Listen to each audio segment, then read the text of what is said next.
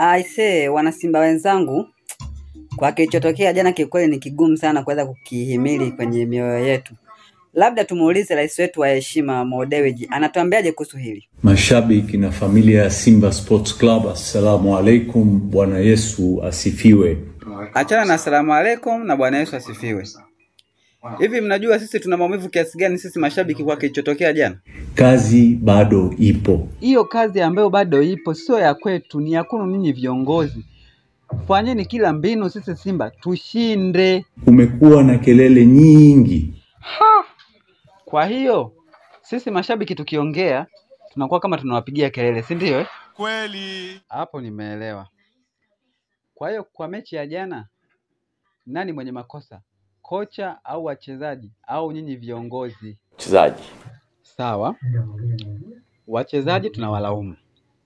Lakini nyinyi si ndio mliowasajili nyinyi? Kama tatizo ni wachezaji, mnachukua hatua gani? Kuwaacha. Bas, mekwisha.